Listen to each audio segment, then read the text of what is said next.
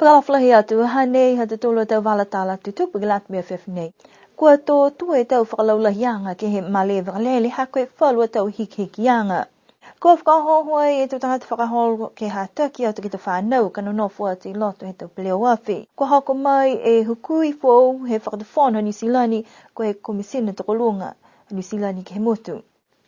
Kua tō whakatose tō ngahua ke lata mo e tau whakalaulahianga ke he male whakalele ha koe whalua tau hikihikianga ke tau palana ngahua mo e tau koloa kua nā kei hoko mai ke mutu kai nā kei tū e tau ngahua he talahau me lutoru ni kua whakatokatoka e tau whakaroanga nei.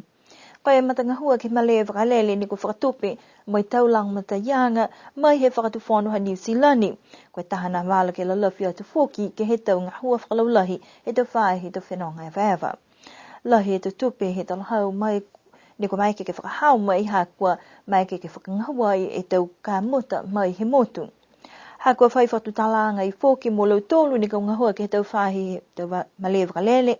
Pihia mo I tau tangata kua o whenonga kua maike ai ke tau sei whala tau hikianga.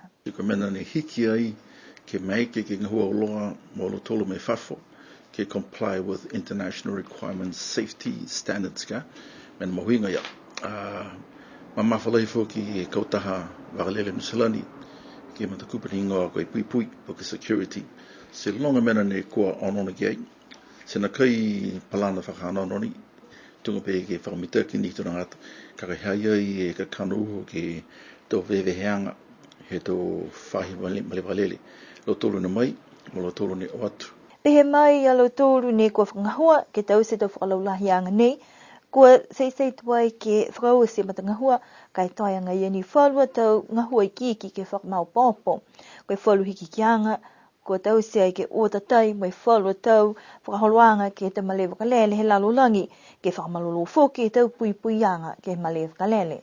Koe wala ne whai check-in e tō tangata pasisi ke maunei.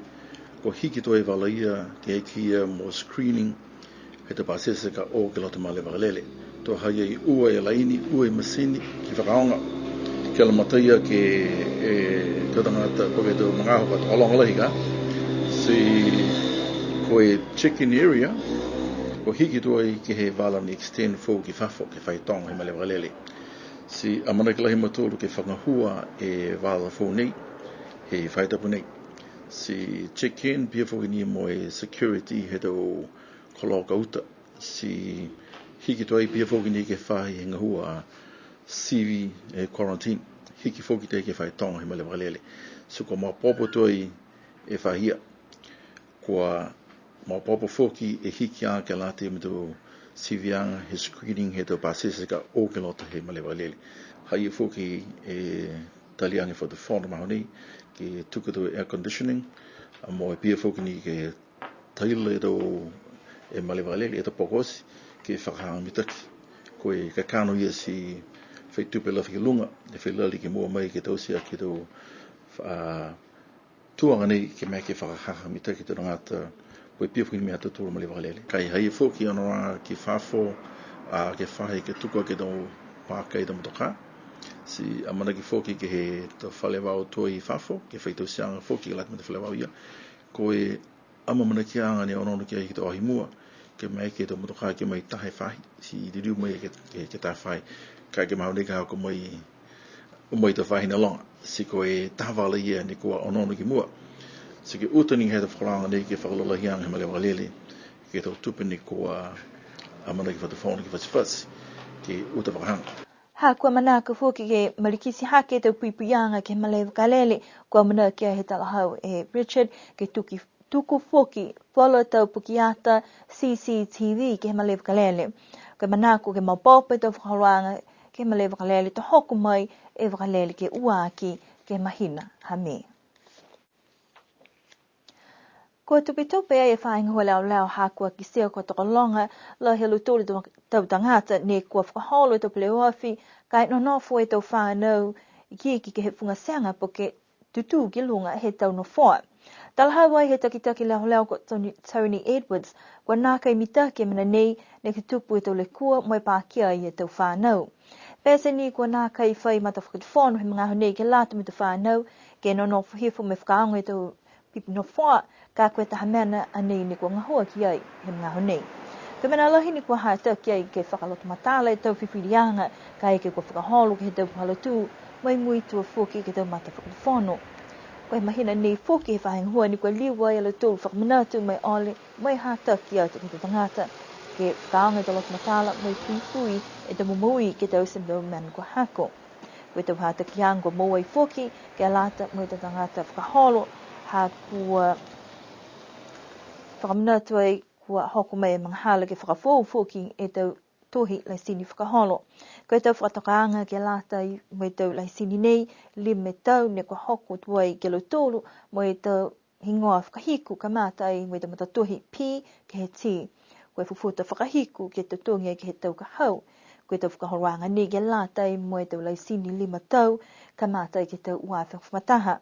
Ne pehe mai e taki leo, pese ni kua hiki ai e whihe lewa he tau tohi whakaholo, nā kei hiki tau mata whakatwhono, kai koe ku moua kua langa tōru e angahala he tangata, nā kei muitua ke tau mata whakatwhono ke he tau puhala tū, mai ke le tūru ke utakia he tau lai sini.